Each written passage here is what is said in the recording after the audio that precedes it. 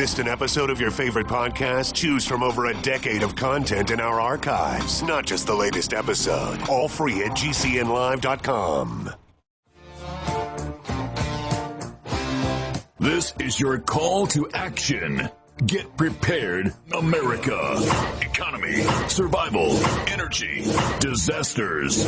This is USAPrepares.com. Informative radio, educational radio. Interact now by emailing instructor@USAPrepares.com or text at 434-390-7953. Class, please take your seats.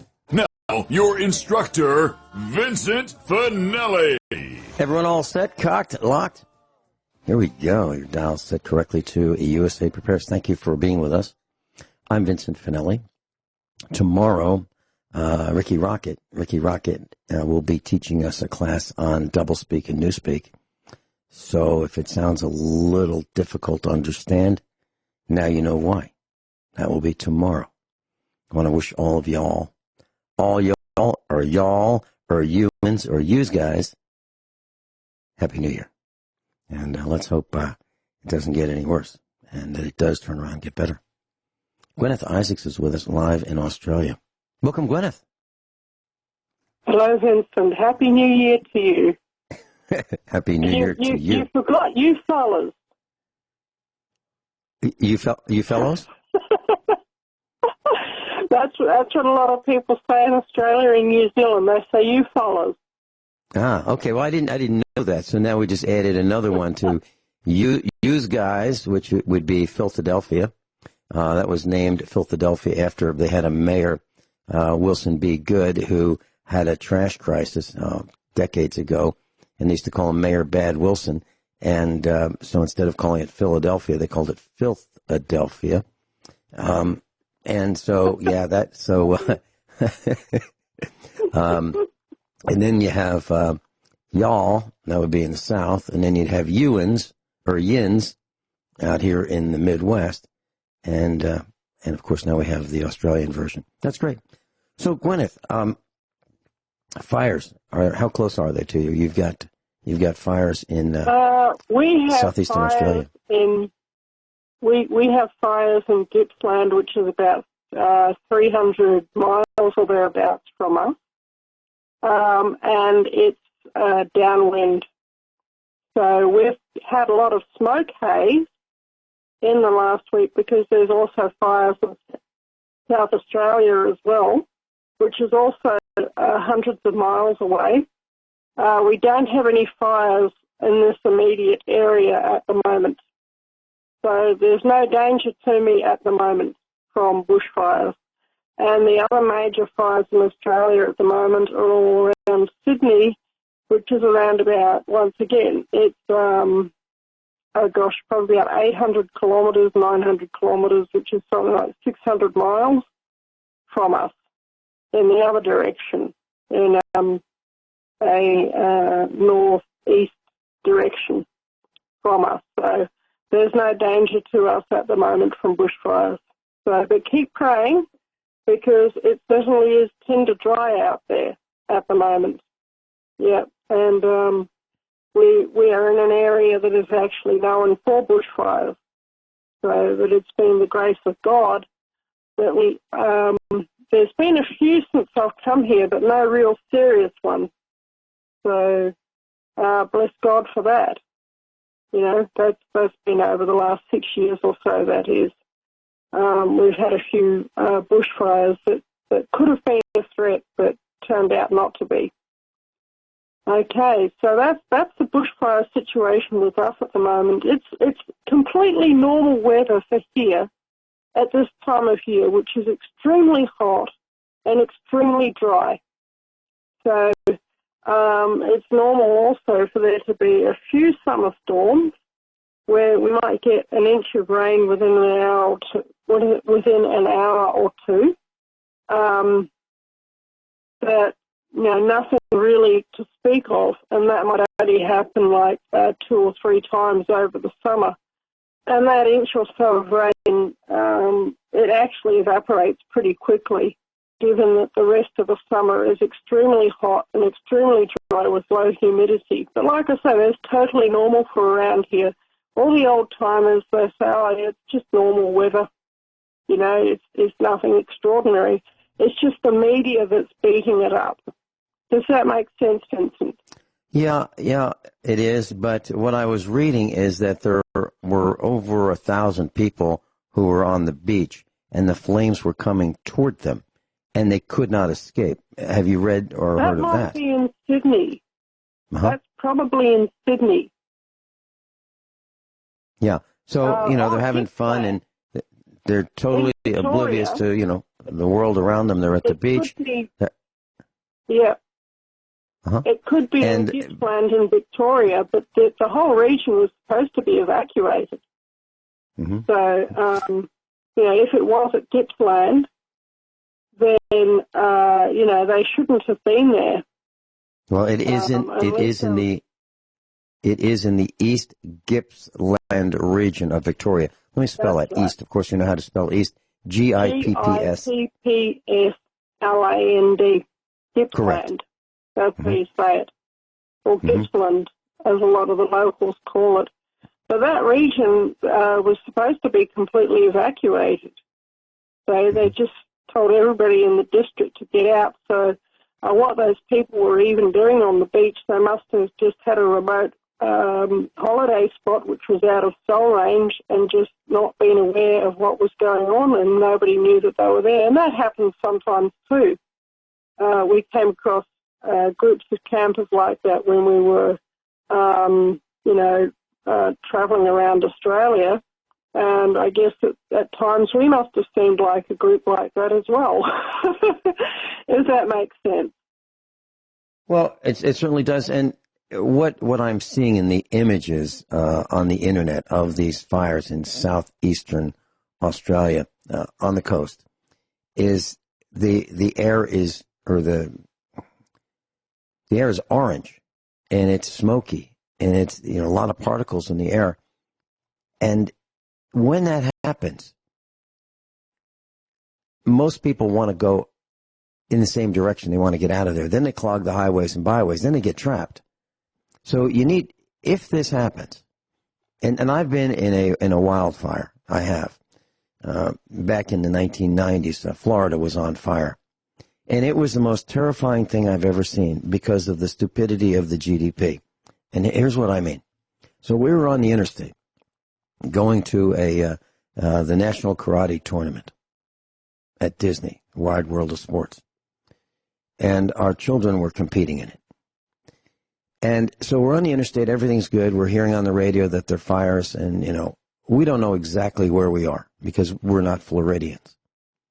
What happened next was all of a sudden there's a wall of smoke.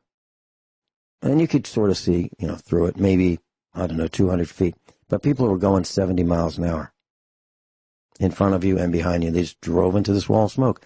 And then the smoke became so thick you couldn't see the car in front of you. And I wasn't so concerned about the cars in front of us because I thought I could pull over. But I didn't want to do that because I thought that the GDP behind me, with the tractor trailers, the semis, the trucks and the cars, they weren't slowing down. So if I pulled over to the side, if I could find the side, but the side was on fire, the grass was on fire on both sides of the interstate, all around us. And people were pushing us into the smoke. And if you stopped, you're going to get killed. If you kept going, you might get killed. That's what it was like. And that's why I can't stand being around the GDP. I really can't. People driving with their flip-flops, not paying attention, and all of a sudden, here we are.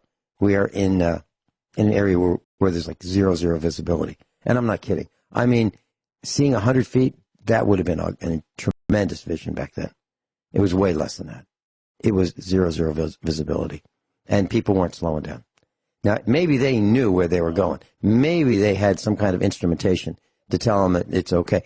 Maybe they were driving the prototypes of the Tesla car, which could drive themselves. Maybe that's what this was all about in the 90s. Of course, I'm kidding. But this is pretty dangerous stuff. But yet people aren't paying attention. So I just wanted to share that. It's when you're in smoke and you can't breathe, it's terrifying. You are being suffocated. And if you can't see, it's worse. And if you're being surrounded by stupidity, it's even worse than that. So I just want to share that with you, Guineith. Yeah, I can fully understand that, because a number of years ago, I think I mentioned this on the broadcast before, my husband and I, when he was alive, and our children were living on Russell Island in southeast Queensland, and there was a wildfire, a bushfire on North Stradbroke Island, and it was only 100 metres away across the Guineith Passage, as a small sea lane between the two islands. And that sea lane was the only thing, and the mangrove swamp, probably about 20 metre wide mangrove swamp on North Stradbroke Island and another one on Russell Island were the only things that were between us and this absolutely monumental raging bushfire that had taken hold on North Stradbroke Island. And people say that when you're close to that sort of a wildfire, that it sounds like a freight train. I can confirm that it absolutely does sound like a freight train. It was, we were downwind of it. It was upwind of us, and there were hot embers blowing across from this wildfire, blowing across to our island. And there would have been nowhere for us to go.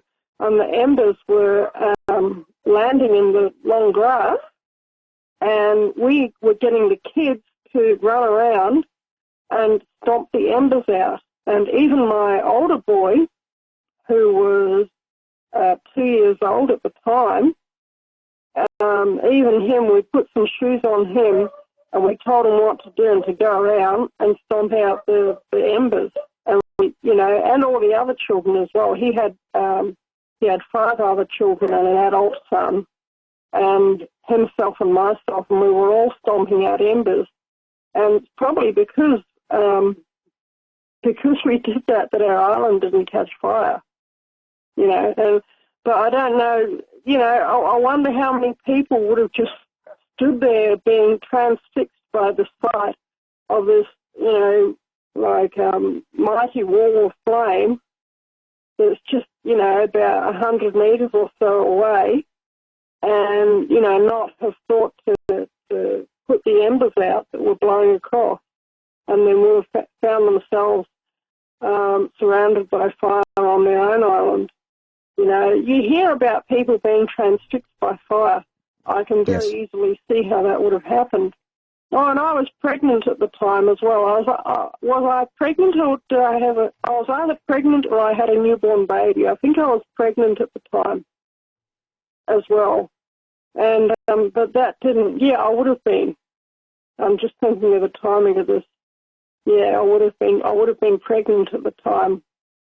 But like I say, that didn't stop it, because you've got to put that fire out. And, it really is terrifying, and you have to keep your wits about you. And probably the best thing for you to have done, Vincent, was to have kept moving out of that situation, because if you had pulled over, you might have found that your car was engulfed by flames. That's exactly right. And at that time, we were driving a Ford Aerostar van with a big fuel tank, gasoline powered.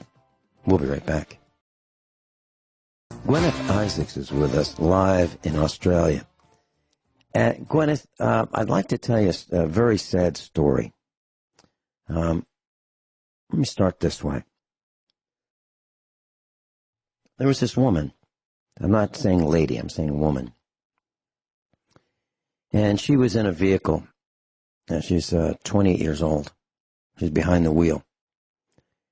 And she drove her vehicle on the sidewalk at a school. And she ran over a 4-year-old girl. Oh, no. On the sidewalk of the school. Yeah, and in Missouri, near us. And so this woman who was driving fatally struck a 4-year-old while driving on the sidewalk, and she was charged with first-degree involuntary manslaughter. Okay? So now the prosecutor, nearly a year after Andrea Elizabeth Hess, Heese, or Heese, this 28-year-old, killed a Columbia, Missouri, a young 4-year-old, during a tragic accident. The Camden County prosecutor announced the Class C felony charge on Monday. So it took a year to charge this woman who killed this 4-year-old.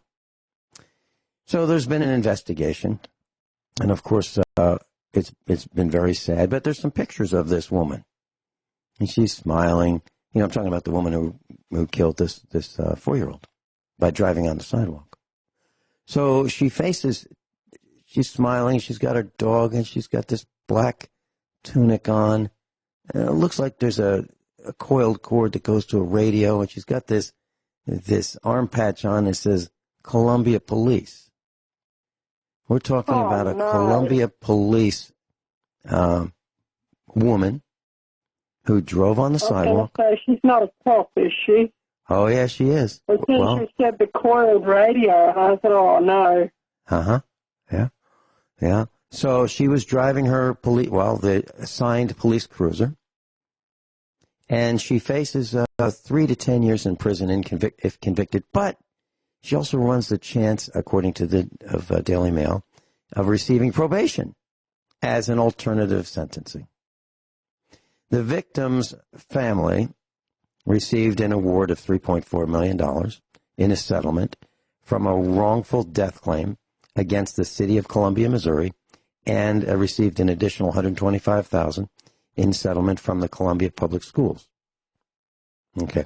The school district denied any wrongdoing or liability when making the payment. The Missouri Highway Patrol reports that the officer hit the child on January 4th while trying to park her police cruiser on the sidewalk at the entrance of the Muriel Williams Battle High School around 3:55 in the afternoon. So why is it that this woman cop was trying to park her car on the sidewalk? Why is that? It's called a sidewalk. It's not called a side race. It's not called a side drive. It's not called a side highway. It's not called a side speedway. It's called a sidewalk. So this cop illegally puts her vehicle on the sidewalk and runs over this 4-year-old. Does the 4-year-old have a legitimate reason to be on the sidewalk? Absolutely. Yeah. Absolutely. That's where 4-year-olds are supposed to be. Well, I'm sure their teachers said, look, don't walk in the roadway there, don't walk in the driveway. You stay on the sidewalk where it's where you're going to be safe.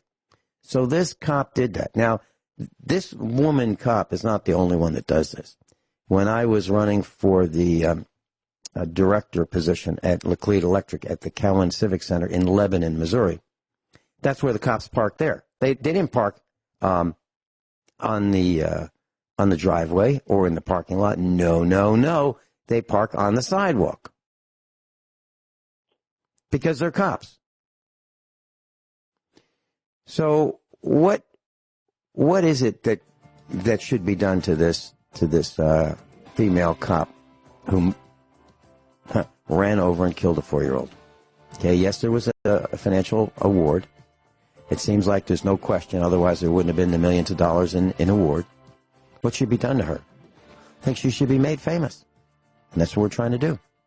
We're trying to get her all the credit she deserves. Columbia, Missouri. It's every day now. Cops transgressing.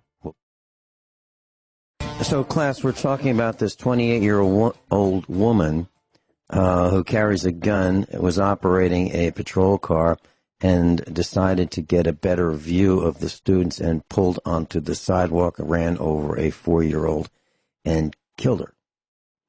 And so the question is, what would happen if you decided that you wanted to get a better view of the children at this high school and you pulled your car onto the sidewalk? What do you think would happen? Just pulling your car onto the sidewalk. not running somebody over. Then let's compound that by running someone over and compound it further by killing someone. What would happen if you did that? So, according to this article in the Daily Mail, it says, for reasons that are still unknown, the 4-year-old was walking along the sidewalk as buses prepared to take the children home. Still no problem, as far as I can see. She was on the sidewalk. And the woman, cop, a 5-year veteran, was assigned to traffic detail at Battle High School. She left a nearby roadway and drove her 2015 Chevrolet Tahoe onto the sidewalk to get a better view of the students. It says that she and another officer performed life-saving efforts, but it didn't work. She killed her. She killed a 4-year-old. And she succumbed to her injuries 30 minutes later. Now, was she racing on the sidewalk? It doesn't seem that she was racing on the sidewalk. But she still ran over this girl. She still performed an illegal move, as far as I can tell, driving on the sidewalk. That's why they have sidewalks, so you don't drive on them. But that's what she did. And she's wearing black. Now, what does that tell you? She's wearing a black uniform. Did she pick the black uniform? I don't think so. I think her police department, somebody there said, black is beautiful, and we need to wear black. You know, compared to blue being beautiful or tan being beautiful. So the cops are now wearing black as, to let us know that, they're kind of like the Totenkopf, the SS. Any comments, Guineith? Yeah. We've got David. I think, is David there, is he? From David's joining us. Yeah. David is well versed in the behavior and the misbehavior of the police departments. Yeah. His father was a corrupt cop. He had a group of. Yeah. Yeah. He was in a gang of corrupt cops. Would I say that? Did I say that correctly, David? Oh, yeah. Okay. Guineith, you go first. Ladies first. Your thoughts. Okay. Yeah. What I was going to say, I actually emailed Vincent earlier. I was listening to your conversation on the podcast as I was writing my emails this afternoon. And I heard you and Vincent speaking yesterday on Tuesday's show about all the various goings on and about the thin blue line flag. And I was actually going to segue into that, and I actually sent Vincent a video of a particular police officer who was illegally parked. He was actually illegally parked on the road, but he was illegally parked at an intersection, right at the intersection, which you're not supposed to do. And cops have to follow the road rules. The police have to follow the same rules as everybody else. And if you see a policeman and he's not following the rules, then you need to go and confront him, and you need to say, "Oi, what do you think you're doing? You're supposed to be setting an example for all of us, and you're not supposed to be flaunting your position. It's not okay for you to, park in the middle of an intersection. It's not okay for you to just grab a sandwich out of a cafe fridge and walk out the door with it. It's not okay for you to, just go, travel at, 100 in an 80 zone just because you can." But I see that sort of thing go on all the time.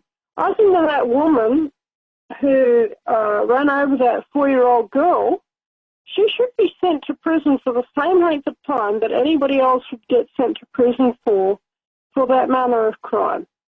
So if anyone else would go away for 5 years, she should go away for 5 years. Well, I beg have no special treatment and protection in prison. I beg to differ, Guineith. I think there should be a multiplier effect for when the people we hire to protect and serve us, and when the people we hire to do our workforce, I'm talking about politicians and people who take an oath of office, to protect and defend, those kinds of oaths, when they violate those oaths, and when they flagrantly disobey the law, when they do that, there should be a multiplier effect of like 1.5. So if it would be a 10-year sentence for us doing something like that, it should be 1.5 times 10 or 15 years. Now, I know that sounds harsh. Right. I know that sounds harsh, but Spider-Man effect. You know what the Spider-Man effect is? please share that with us. Spider-Man's uncle said, with great power comes great responsibility. Mm-hmm. David, your That's thoughts. what he said. David, a your couple thoughts. a couple of things that you said, but I'll comment on that, your statement right there really quick. They don't want to earn or gain that respect. They demand this enormous respect. And that to me was where I had the problem, where they expect that. Now, what surprises me about that case is they settled before they even tried that woman. That's very unusual. Really? Yeah. Usually they never want to go on a civil and settle a civil case before or after the criminal, because they'll use the criminal to try to get off of the civil, and vice versa. So that's what surprised me about that. But here's one better. You brought up about her parking. They parked there. And yes, Guineith is absolutely right that they are, if they're not in a pursuit or having a call at the time, they have to respect every law everyone else does. That's a true statement. And what you said about the uniforms, in the day the uniforms were blue. The shirts were blue for lower officers, white for upper. So yeah, I see the difference about that. But what even gets me more, to make it look like there's a larger presence on the road, they're allowing family members to drive around those vehicles, do grocery shopping and everything like that, and they will park on the sidewalks too. Oh my gosh. David, let me share a quick story with you. So I was behind the wheel of a vehicle that had out-of-state plates. It was a family vehicle, and the plates were different from Missouri plates. And I was traveling, and it was foggy, rainy, dark, and I was going up a hill. And this vehicle was one that we lent to someone, and we got it back. It's a family vehicle. And the plates were still valid through the end of the month, and it was, like the middle of the month. And as I was going up this hill, 3 vehicles were coming down the hill, way faster than I was. By the way, my driver's record is spotless, absolutely spotless. No dings, no dents, no accidents. From the 1960s. Never happened, okay? No accidents. Well, so I got to the top of the hill, and there was a police car off the side of the road, hidden, lights off. And he turned around really fast and pursued me. So I pulled into a farmer's driveway because it was a 2-lane highway, and it was dangerous to just stop along the road. There's no shoulder. There's like ditches on either side of the road. So I pulled over and license and registration. I said, I just want you to know I'm armed. He said, I don't care about that. Okay. I was kind of surprised. He gave me a ticket for speeding. And I said, I've got your name and I've got your badge number. And I just want you to know that you got the wrong guy. It wasn't me going up the hill. It was one of those 3 cars coming down the hill. And it was dark. So he decided he was going to get someone, and I was the easy guy because I had out-of-state plates. And I said, I just want you to know, I just live down the road. And here's what I want to know. What are you doing on private property with your lights off, sniping in the dark? What are you doing in a police cruiser? And he told me it was policy. I said, whose policy? So he gave me the sergeant's name. So the sergeant goes and tells these guys to go out and snipe. And I guess park on private property.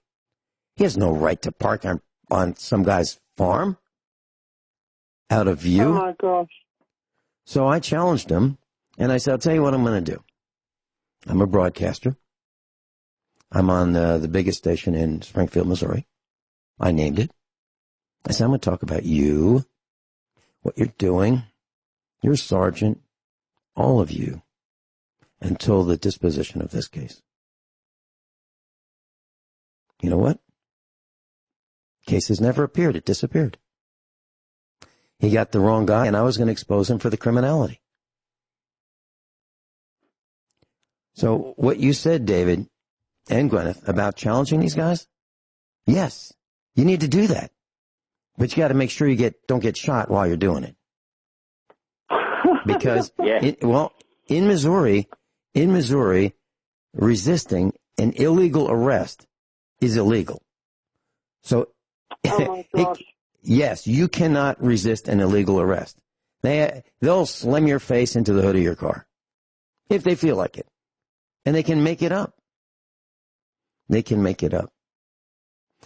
And there's another story that I wanted to talk about, and it deals with police stopping people near St. Louis. And we can talk about that a little bit later. But what happens there is the police look for, after midnight on the interstate. They look for targets. And they pull them over. And then they bring the dogs and they sniff around and they smells like marijuana on that money. Then they take the money. And they tell the victim who's been pulled over, you know why we pulled you over, right? Because of your failure to stay in the right lane. 2 lanes going, 2 lanes coming, divided highway. Well, you didn't stay in the right lane. You're in the left lane. So we pulled you over. Naturally, that's what we do, right? Then they find money, and the dog says, yep, smells like dope to me. Now, what currency, what Federal Reserve note doesn't have fecal matter, cocaine, and marijuana residue? What? Tell me what. It all does. So it all does. There was actually somebody did a test on it a number of years ago. It actually got published in a major news publication. I think it was the New York Times or something like that.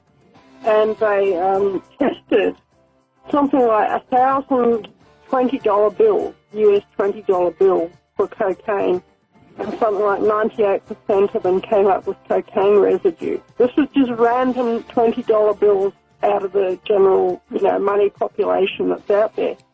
And that's the polite. Like 98% of them. And that's the polite part. Guineith Isaacs is with us live in Australia. David's with us live in Illinois, both USA Prepares instructors. David, I'd like to ask you to stay with us if you could, because what I'm about to say is going to be frightening, controversial, against the law, high-handed, and I'm talking about highway robbery. There's an article that I have in front of me, and it's by stlpublicradio.org. STL would be St. Louis publicradio.org.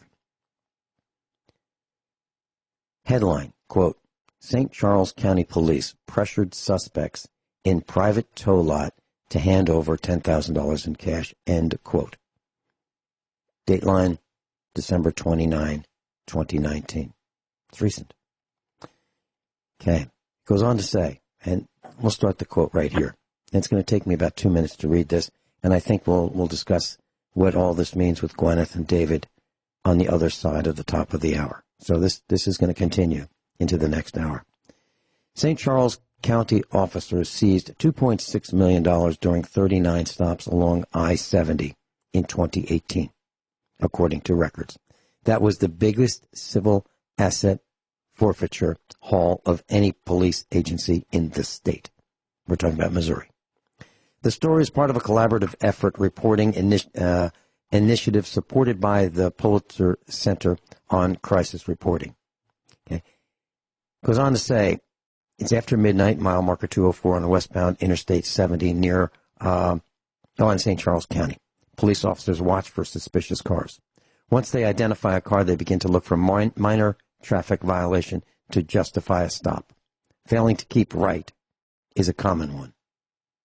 And that doesn't mean weaving in the lane. That means you're in the left lane, like the passing lane, okay? So failure to stay in the slow lane is what they're looking for. After pulling over and questioning the motorist, police take them to a nearby towing company, Superior Towing, just off Highway 11, at 11 Elaine Drive in O'Fallon.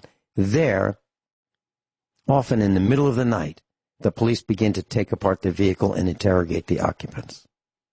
They are looking for large amounts of cash, signs of drug connection, and inconsistencies in the motorist's stories. When Fleck, a trained police dog, smells marijuana, a trained police dog smells marijuana on wads of cash, the officers advise the suspects that the best way to avoid years in prison is to sign a legal waiver surrendering ownership of anything in the car, including money. Many readily sign and are released on a traffic ticket. The money, often tens of thousands of dollars, goes into the police department coffers. People are in awful situations. A former federal prosecutor who has represented some of the people taken to Superior Towing. These are often in very coercive, unusual environments, literally waiving their right to their cash in a towing lot in the middle of the night. Basically, they're told, we can take you to jail. You won't see your family for years. The coercive elements are shocking. They don't know their rights. They're in unbelievable situations. They are scary and they are intimidating. And this is literally highway robbery by law enforcement. The idea that law enforcement should somehow have the right to take things from people and keep them, that is insane. Last year, St. Charles County officers employed this civil asset forfeiture tool to stop 39 motorists along I-70. That's Interstate 70. They seized 2.6 million. Record show.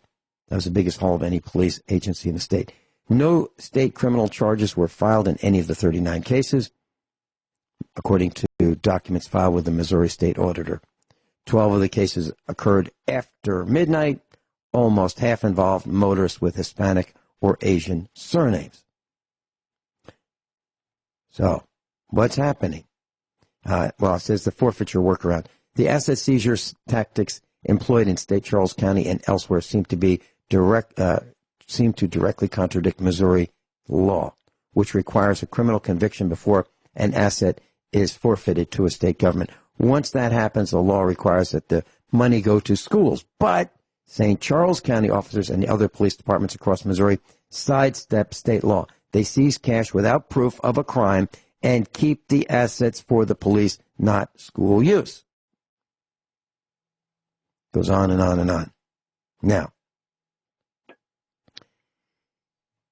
there's the old adage, nothing good happens after midnight. Do you think anyone is going to come and help you when you are attacked by multiple police cars? Let's talk about this when we come back after the top of the hour news and commercial announcements. We are talking about $2.6 million, 39 incidents. That's $6,666.66 on average each. Would that bother you if you lost $6,700? Would that bother you? And you had this choice. Want to go to jail? Or prison? Or do you want to give us everything you got? Pick one. That's what's happening by the black team, formerly the blue team. So, class, when I talk about the black team, I'm not talking about people who are black in color. I'm talking about people who wear black uniforms, formerly blue uniforms, formerly tan uniforms. So what I'm saying is that the tendency is toward these dark, intimidating uniforms. So the police departments that we're discussing may wear tan. They may wear brown and tan. They may wear blue and light blue, and they may wear black and combinations therein. What I'm saying is we have gone really far away from the neighborhood protect and serve to the point where the police are becoming very intimidating, and they seem to do what they want, and they make up the rules as they go. I'd like to get the opinions of Guineith and then David. Guineith, your thoughts? Okay. About a year ago, just over a year ago, I had a bit of a, I would say, a spiritual experience. Lady Catherine Ferrers, I work as a psychic, by the way. Okay. I work professionally as a psychic. I've been working professionally as a psychic since 2011. And sometimes I have to interact with ghosts. Sometimes I go and do building cleansings. That is, people have ghosts in the buildings and they, if they want to, negotiate with the ghost or, have it go away or whatever, then I can go and help them. I know how to do that.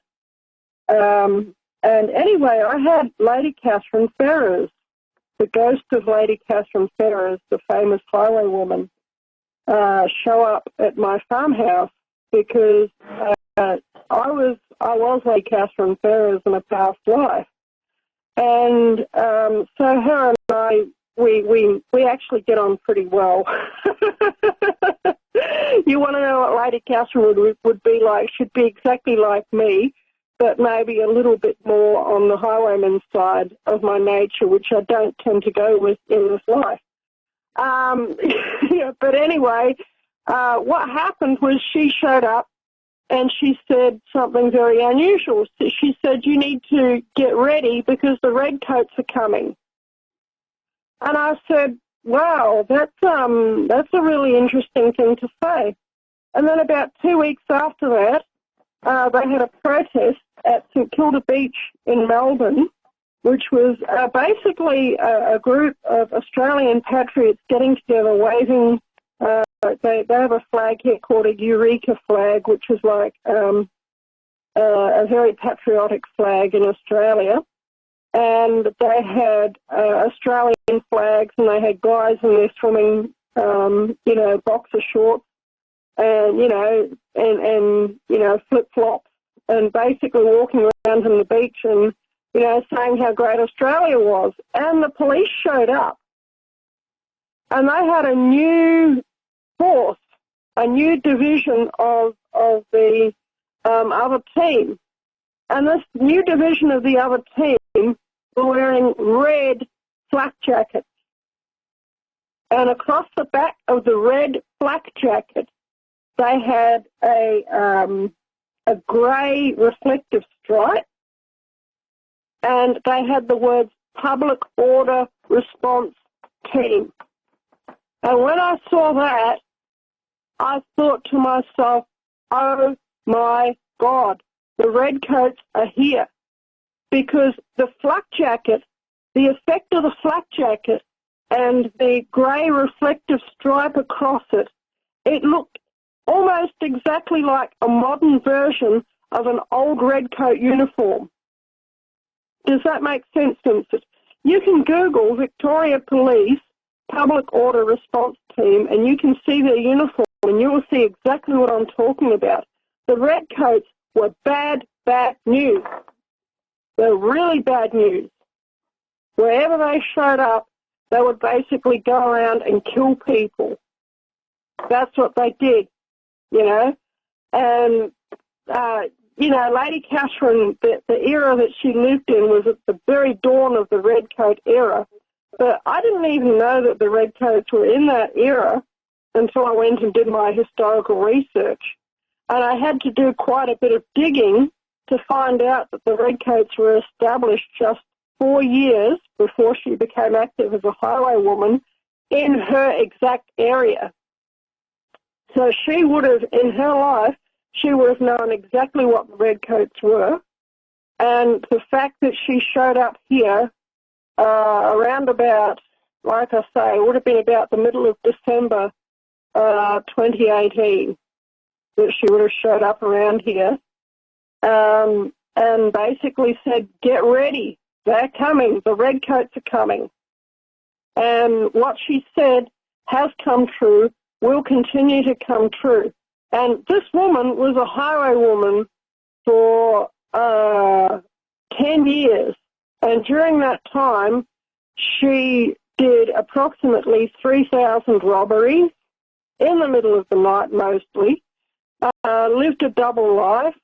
And, and from what I'm getting in my past life work, I haven't got any historical verification of this yet, but what I'm getting in my past life work is that she was also the local magistrate. Actually, it was her husband that was the magistrate, but because he was away for so much of the time, that she operated as the magistrate in her husband's stead, and that basically she ran a scheme which is pretty well identical to the one that you were talking about before the news. Does that make sense, Vincent? Yeah, and I want to ask you about flags. So the U.S. Army, United States Army has a flag. The U.S. Navy has a flag. The Coast Guard has a flag. And it seems like now the police want a flag, right? I think that their flags are what is with the and what is with the death head, the skull on the police blue line flag? What's up with that? Okay, that means unless you give us quarter immediately, we're going to kill you. A black flag, a black and white flag under Admiralty law, which seems to be the law that the police are trying to operate under on the road. They're trying to apply Admiralty law on the road, as far as I can tell. A black and white flag under Admiralty law basically means if you surrender, we will give you quarter. A black and white flag with a death's head on it means you'd better pull over, you'd better surrender, or we're going to kill you. That's what the pirate flag means, okay? And it's also been used by other naval groups, but mostly by pirates. And I tried to describe this in an email I sent to you earlier. I'll see if I can say it on air. But it's kind of twisted what they're doing, because they're putting a black and white flag and then a blue line through it. And the blue is representative of Admiralty. Okay? Under Admiralty law, the blue is one of the Admiralty colours. There's three of them. There's red, there's white, and there's blue. Okay? And so what they're doing, they're having a black and white flag with a blue line through it. So they're saying, yeah, we're operating under basically rules of piracy, but at the same time we're claiming to be Admiralty. That's what they're saying with that flag. And when they go putting a death's head on it, a skull, on the flag, then they're saying, and unless you surrender, we're going to kill you. That's what that means. That's what it's meant for hundreds of years. And anyone can go out and verify this through their own research on the internet. And, you know, any black and white flag basically means if you surrender, we will give you quarter. Okay? And there were a bunch of different pirate flag designs. And so basically how it seemed to be was any black and white design on a flag meant that. But, you know, this is just really sick and twisted, because at the same time they're trying, as they're basically saying through their flag, yeah, we're pirates, we're rogue pirates, and you'd better pull over or we're going to kill you.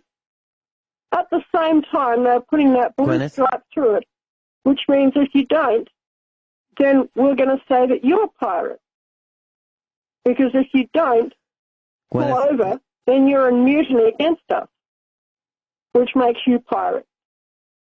And that's what the whole motor vehicle registration thing's about as well. They're saying because you refuse to comply with registering your ship or your vehicle with one of our ports, then that makes you a pirate.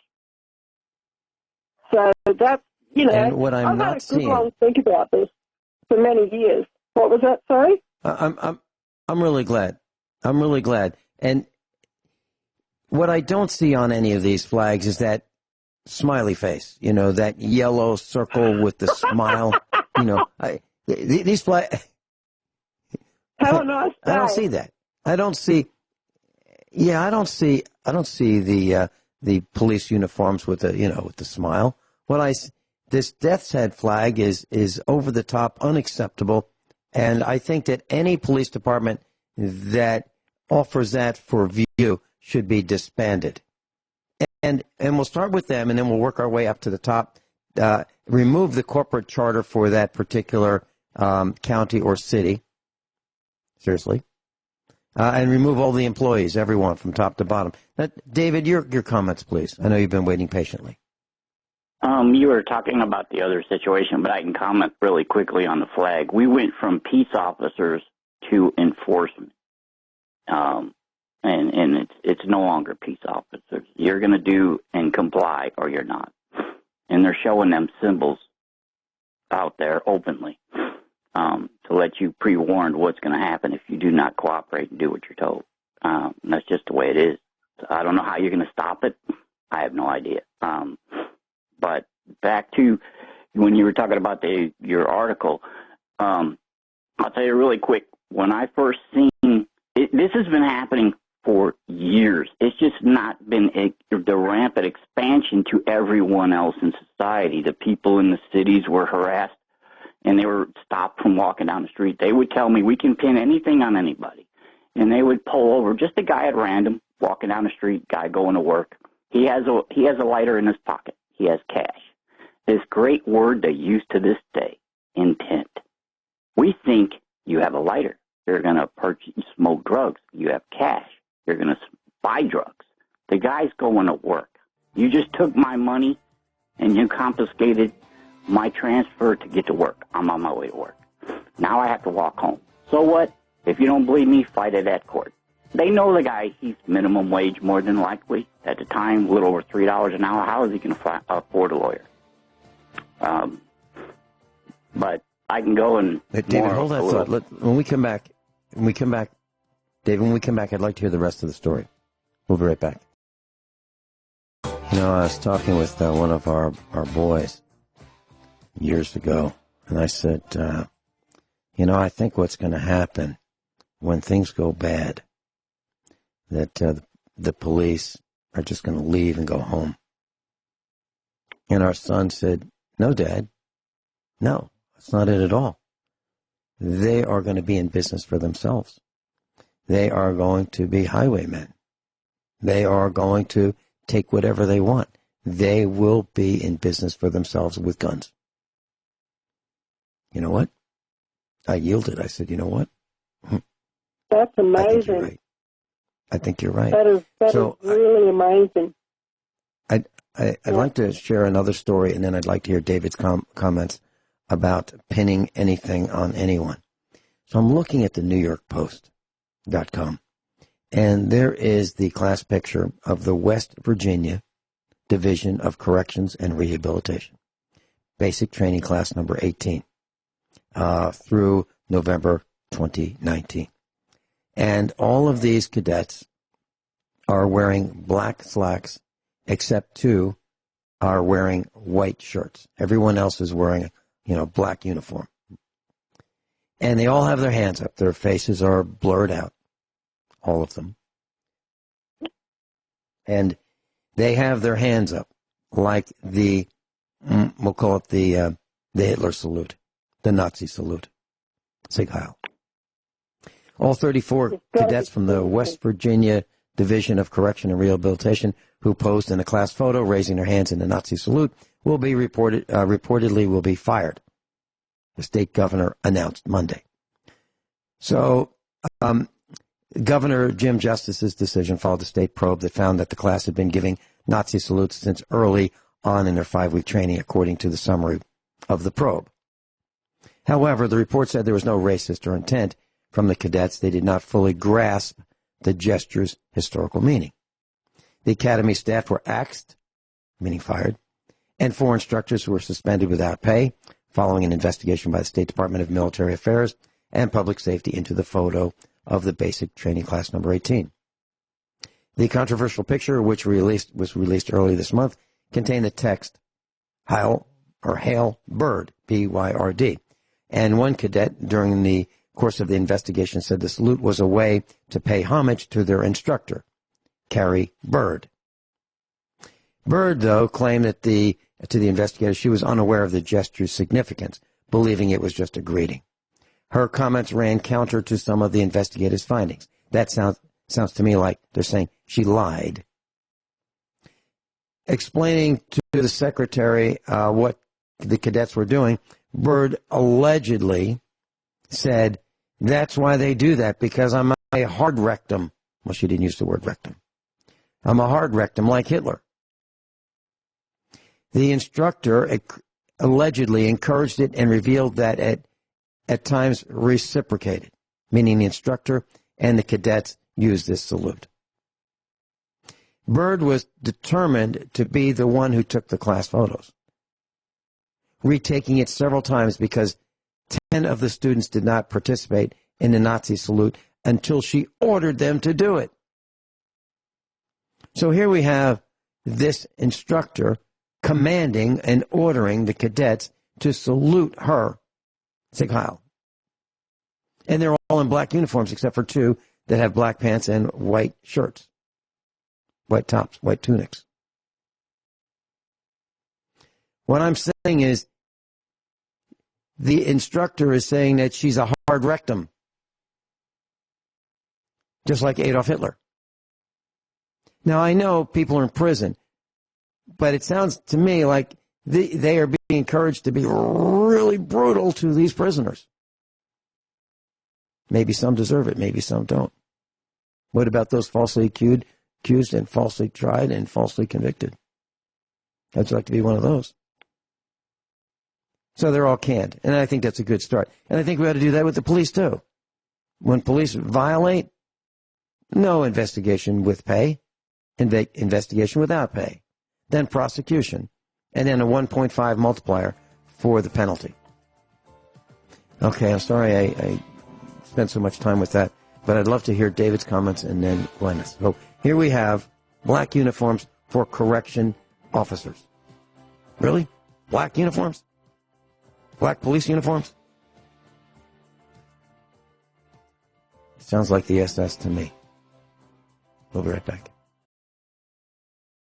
Oh, people must be really interested in what we're saying because we just passed ESPN radio, BBC radio, and sports radio, 66 AM and 101.9 FM in New York City. Can you imagine that? David, it seems to me that corrections officers, the police, and the firemen are wearing black. And I saw a fire rescue truck pull up to a guy's house in the Northeast in the United States. And I was on the passenger side of this immense diesel-powered fire truck. And as the fireman got out of the co-pilot seat, he unsnapped. He was wearing black. So was everybody else. He unsnapped his holster to make sure he could withdraw his pistol without it snagging on the restraint. David, what are your comments about what we've been talking about with the police? You're pretty close to them. Yes, I'll go back real quick about this situation that you discussed about the confiscation. Most of the people don't realize just because they show up with a dog, most of the time that dog is not a drug-sniffing dog. And it is there. They assume you don't know. They give the dog a command to sit, and they say, "Oh, look, he signaled."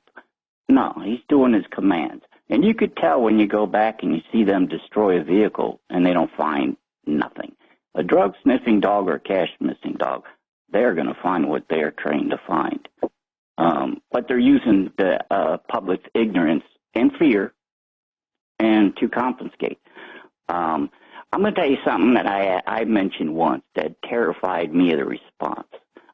This was several years after observing the amount of things these people, they were all allowed to get away with. And the other guys that knew just looked the other way that didn't participate.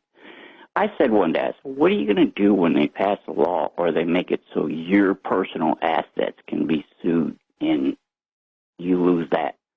I thought they act like I pulled a gun on them myself. I was actually scared of the reactions that I got from these guys.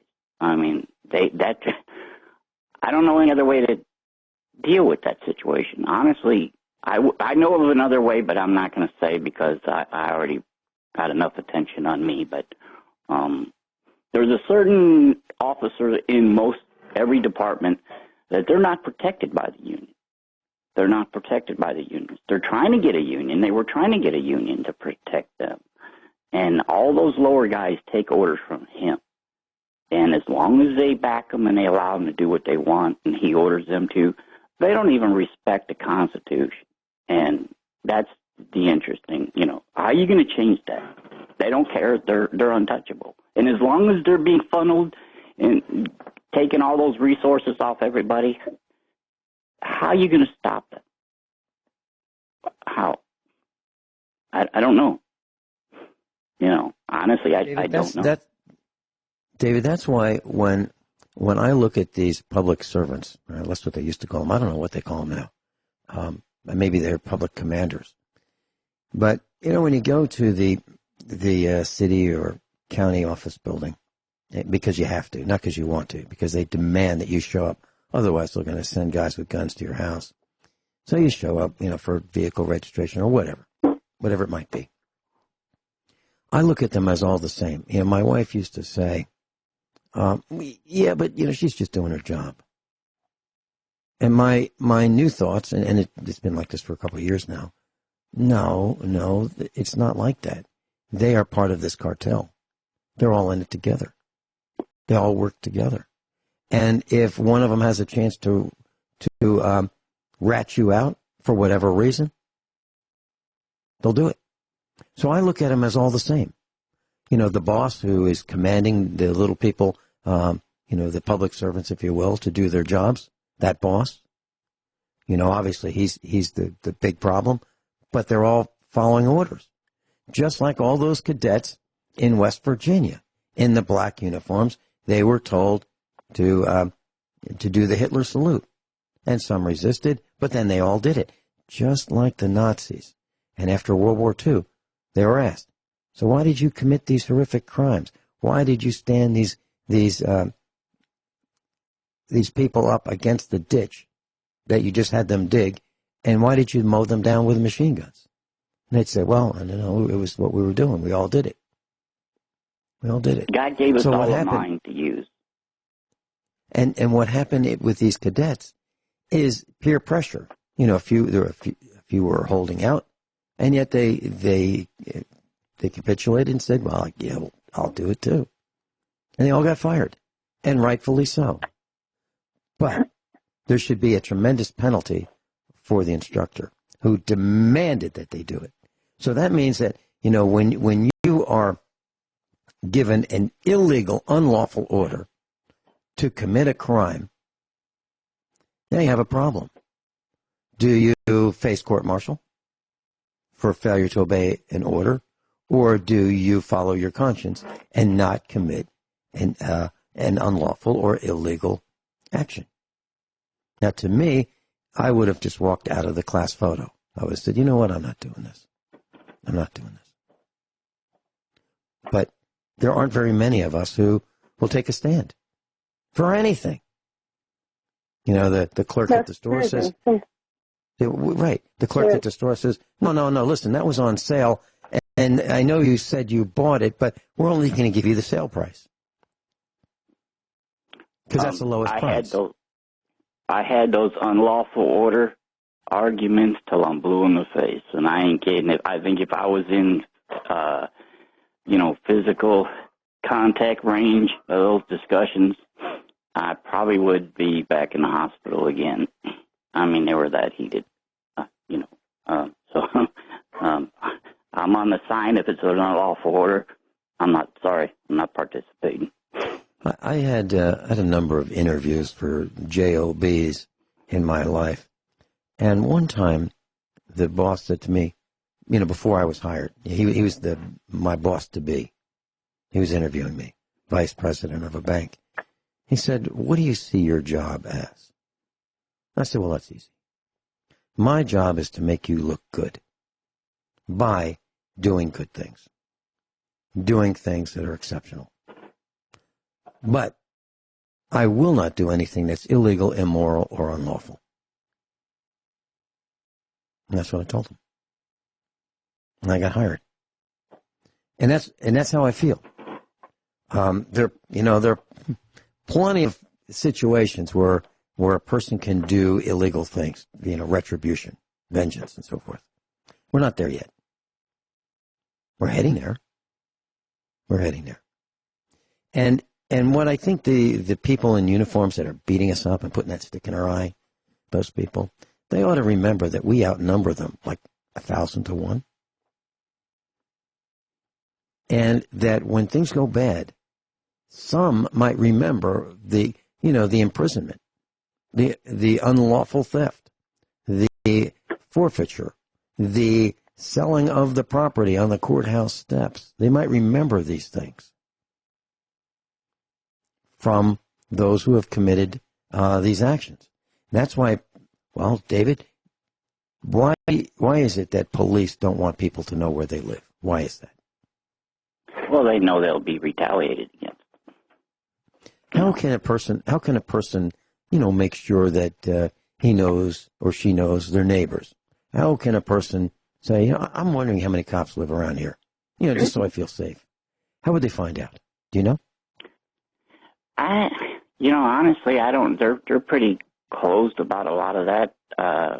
They have been in the past. I know when I was with my dad and his friends, like I said, I had people looking for me for years, and they had no idea where I was at. If I wasn't at home, I was in the cars, or I was in the departments, locked up. And if I was at home, they would actually lock me and handcuff me to a bed. So, and I couldn't understand how come they. Yeah, go ahead. I have an answer for that. The question that I asked. When a person decides to run for office, there are two major parties in any hamlet: Republicans and Democrats. So, if a person runs as a Republican candidate for whatever, he has access to the database. I'm talking about a bona fide candidate. Signs the documents to run for office. For the election, as a bona fide candidate, whether he's got a chance of winning or not is irrelevant. But running for office, you can then access the Republican database and say, here's my $25. I'd like the printout of all the registered Republican voters. Now, do you think the police are registered voters? I think they are. Or if you run as a Democrat, you could do the same thing and say, I'd like the printout. Here's my $25 for all of the registered voting Democrats, so I can contact them. Now, in that database is, their home address. The mayor, the prosecutor, they're all there based on party. Now, I'll bring something up. Yeah, I'll bring something up real quick about this that you brought up about where they live. A lot of the officers don't like the ones that I was aware of. They don't like the departments that require you to live within a certain amount of limits of the department that you're working at. So you'll see people in the neighborhoods coming home from work. You'll see them with the uniform or something of that nature. These guys will take trains. They'll travel an hour and a half because they know they don't want to be in that area. They know them people are looking for them when they're off or when they're around shopping. So they go way out to a far community where the people, and they treat them people nice, and they think they're the greatest people around. They don't realize what they're doing when they get in the vehicle and go to work. So the question is, can you actually have any impact? And yeah, I think you can. And I'll tell you a story. So one of our meetup guys, he was a senior citizen, was stopped by the Sparta City Police. Now, the city of Sparta, Missouri, is like 3 or 4 times the size of our farm. It's a speck, literally. And they had, if you look at the population, the number of tickets they wrote would tell you that you had a great percentage. If you just drove through your own town, you'd have a great percentage of getting a ticket for something every year. That's how many tickets they wrote. They had 4 cops, typically, And they wrote more tickets per person than probably any little hamlet in the country. Well, they beat up one of our meetup attendees. They pulled him out of the car and beat him up. Needlessly.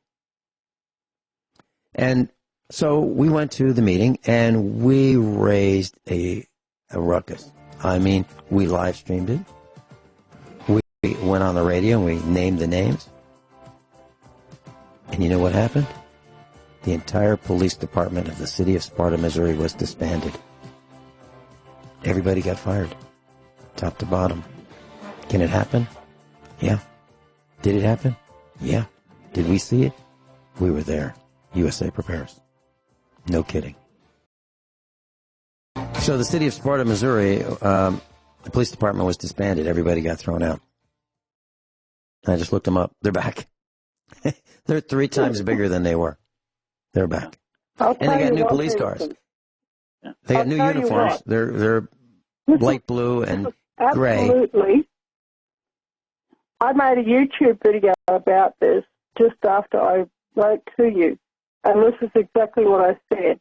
In the YouTube video, I said, you cops that think you're going to win out by giving us all a bad time, what happens historically every single time is that just before they introduce total tyranny, what they do is they get rid of all of the first generation of cops that put the real tyranny in there, and then they replace them with people who are even worse.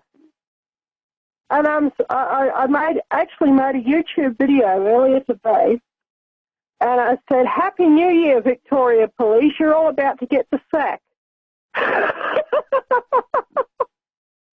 I'm sure that's going to make me really, really popular. But you can go on my YouTube channel, which is Psychic Isaacs on YouTube, and you can watch it because it's true.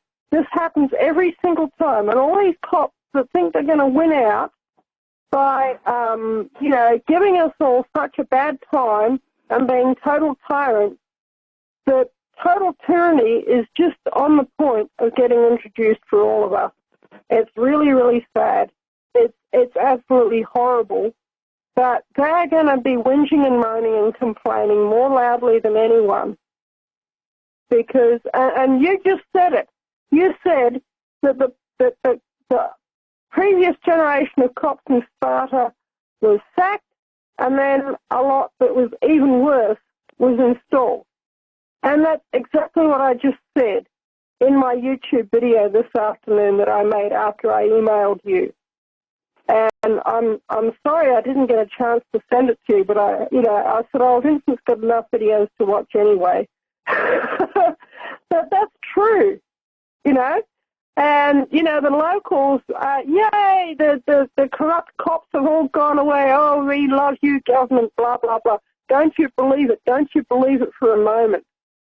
Because, in Nazi Germany, what they did was they got the tyrant police who, installed the tyranny of the Nazi regime. And when the Gestapo came in, you know what the Gestapo did to these tyrant police that introduced the tyranny first up? They actually lined them up against the wall and shot them. They killed them in Nazi Germany. I'm not saying that's going to happen now, today, but I'm saying that's what happened in history. And the Bolsheviks did the same thing.